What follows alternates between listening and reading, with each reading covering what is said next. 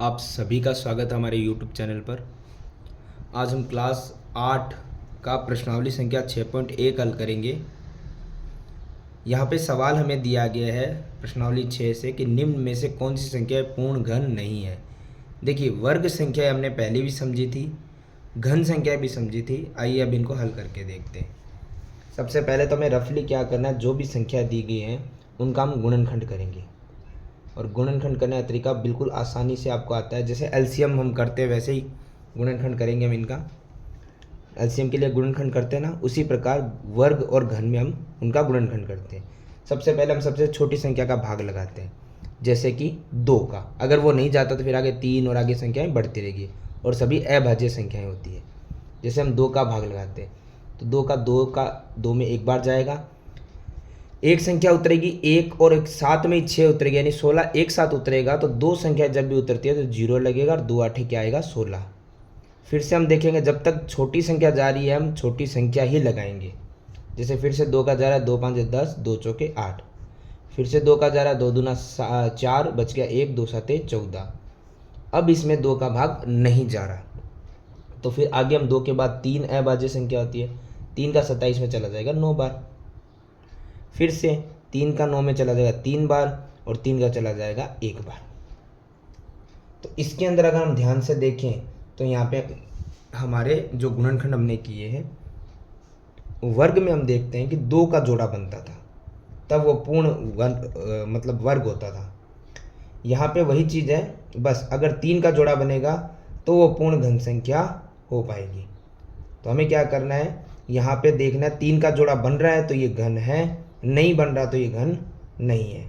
तो हम इसमें देखते हैं, यहाँ पर 2 का हम देखते हैं 1 बार 2 बार 3 बार बन गया। इसी प्रकार देखते हैं 3 का 1 बार 2 बार 3 बार। यानी कि यहाँ पे एक चीज़ हमने नोट की है कि तीनों जो भी संख्या हमें दी गई है उनका 3 का मतलब पैर बन रहा है। एक प्रकार से कह सकते हैं कि समूह बन रहा है। ठीक है, 2 का भी और 3 का भी, और कोई संख्या आ गई तो यहाँ पे भी। तो हम यहाँ लिख सकते हैं कि यहाँ पर जो गुणनखंड हमने किए तो हम लिख देंगे गुणनखंड में संख्याएं 3 3 के समूह में आ रही है। जैसे वर्ग में 2 2 के समूह में आती थी, 2 2 का जोड़ा बनता था, या 3 3 के समूह में आ रही है। ठीक है, आ रही है। अतः संख्या क्या थी, 216 एक पूर्ण घन संख्या है। और यही अगर कोई भी एक आधी संख्या भी अगर 3 का ग्रुप नहीं बनता, ठीक है, तो वो संख्या पूर्ण घन संख्या नहीं होती। ठीक है, इसी प्रकार हम देखेंगे आगे जो हमें सवाल नंबर 2 दिया गया है 128। इसी प्रकार हमें करना है। सबसे पहले हम गुणनखंड करेंगे तो 2 के पाड़े शुरू करेंगे, नहीं जाएगा तो फिर आगे चलेंगे। तो 2 छिंग 12, 2 चौके 8। फिर 2 का 2 तिया 6, 2 दूना 4। फिर 2 का 2 एक कम 2, बच गया 1, 2 छिंग 12।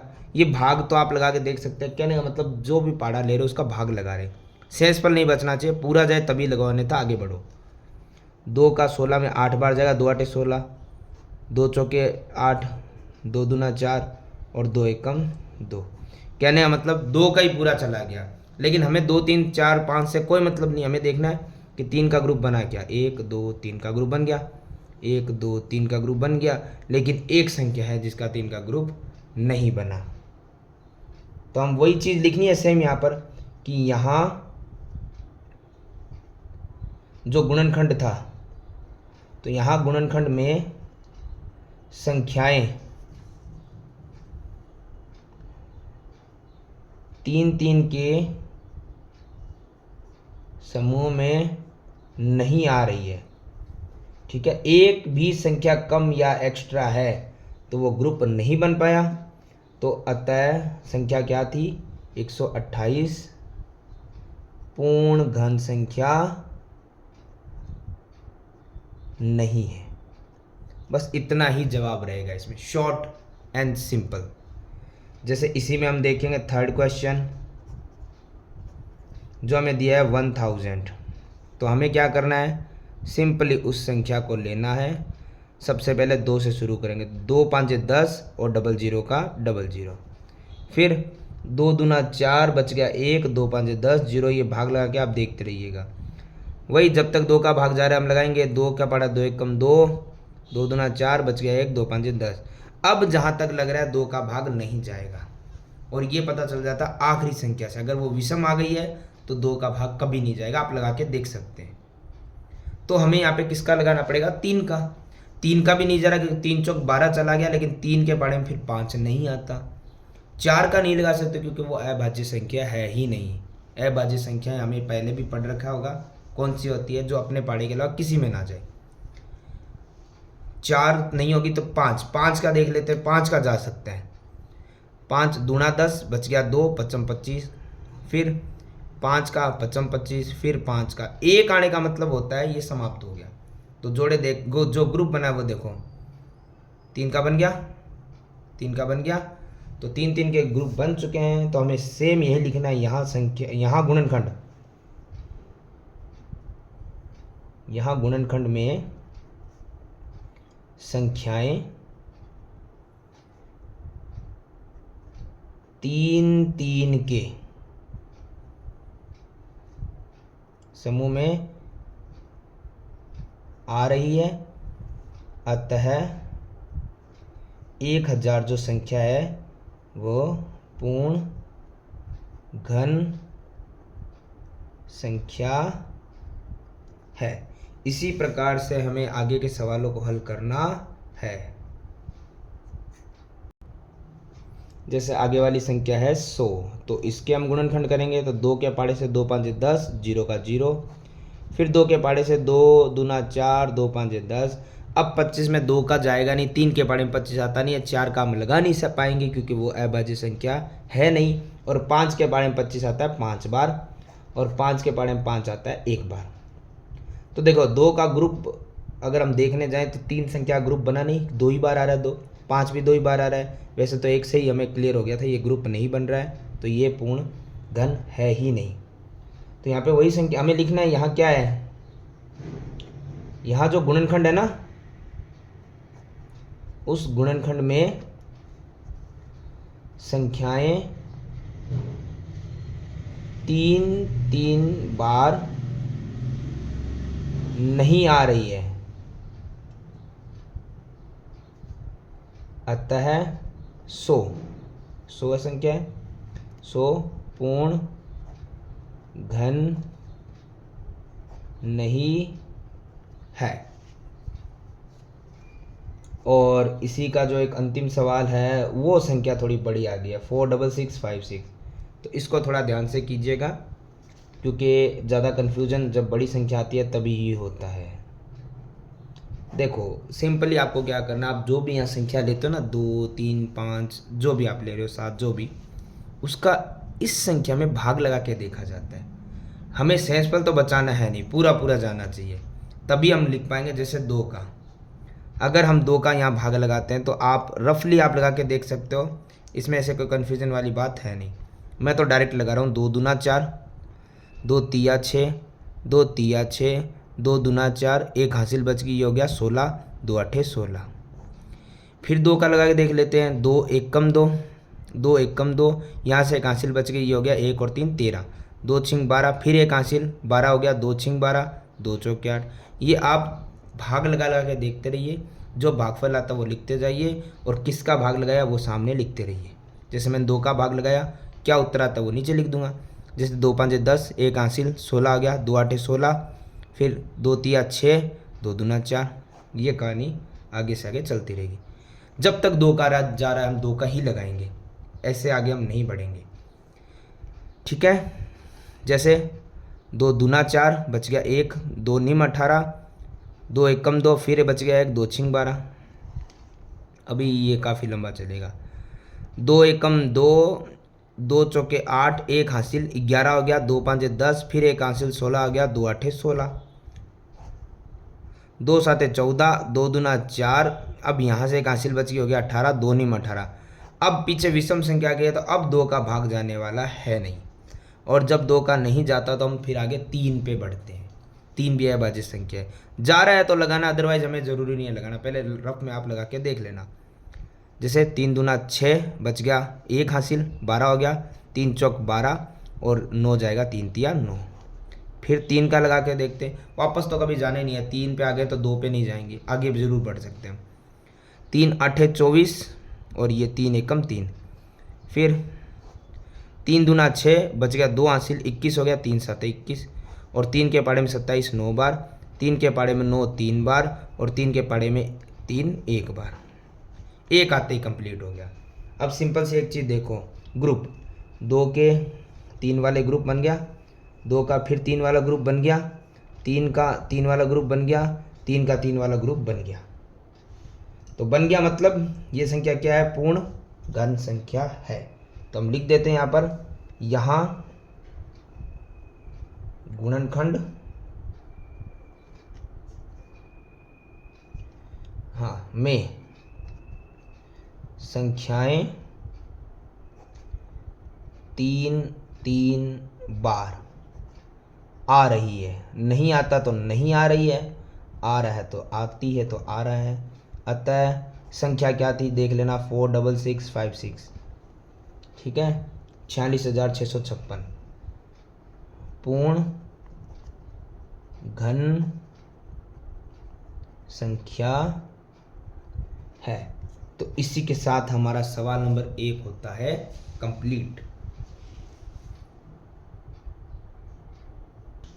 सवाल नंबर 2, सवाल नंबर 2 में हमें सबसे छोटी संख्या ज्ञात करनी है, जिससे निम्न संख्याओं को अगर गुणा करेंगे, निम्न संख्या जो हमें दी गई है उनको गुणा करेंगे तो पूर्ण घन प्राप्त हो जाएगा हमें, ठीक है। यहाँ पे घन रह गया था लिखना, पूर्ण घन प्राप्त हो जाएगा, ठीक है।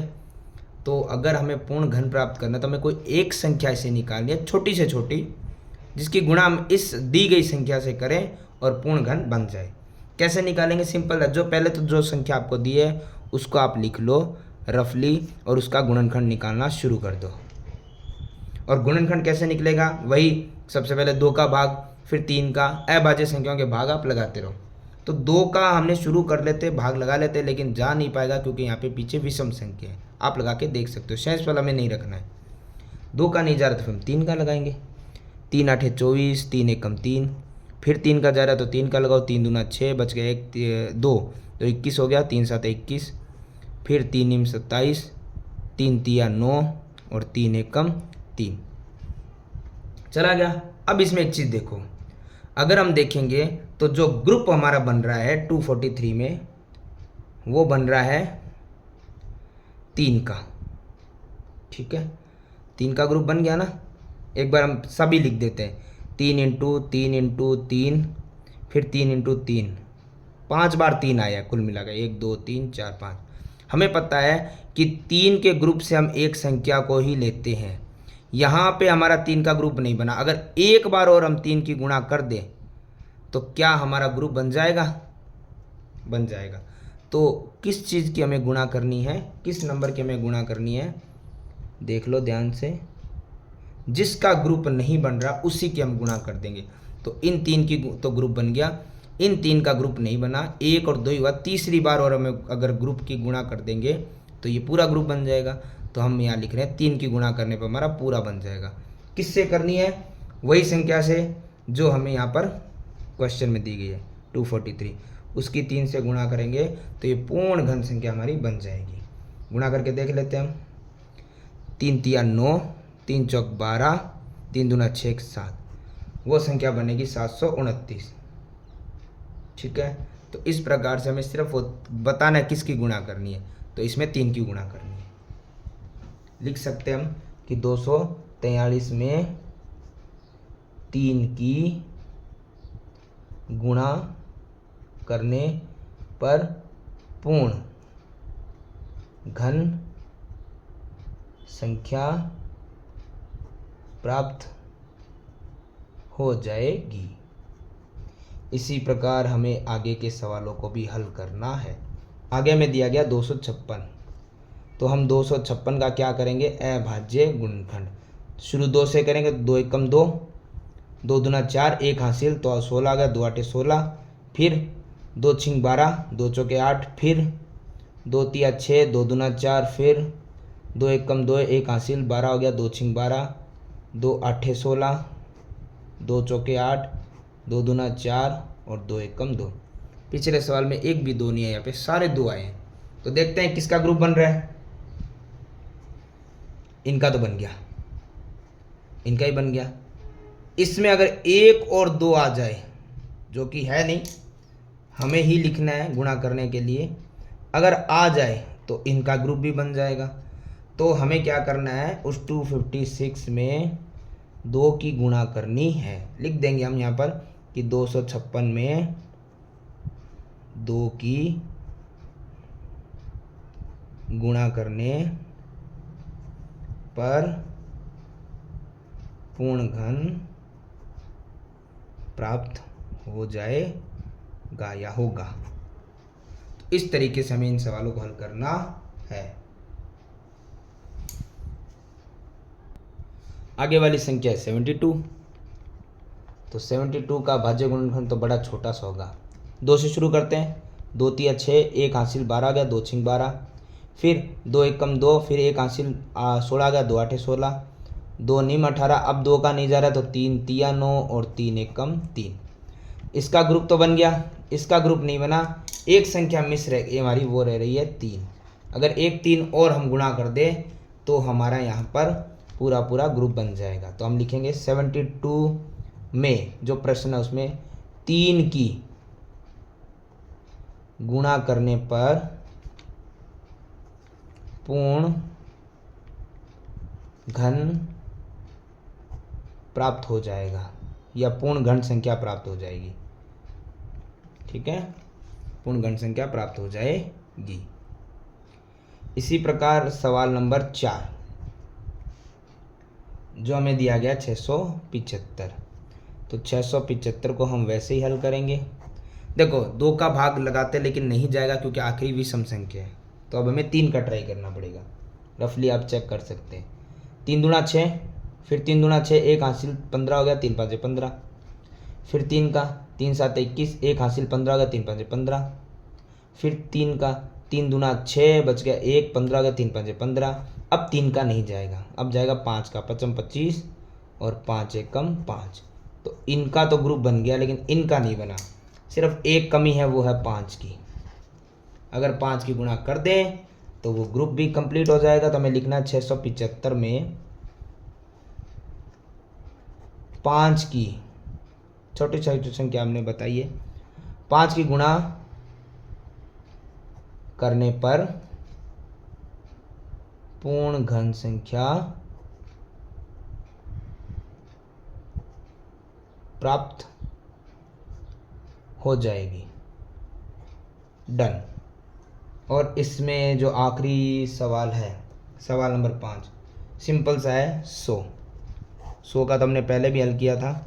शुरू 2 से करते हैं। 2 5 10, 0 का 0, 2 दूना 4, 1 हासिल 10, 2 5 10, फिर 5 का 55 25, फिर 5 का 5 1 कम 5।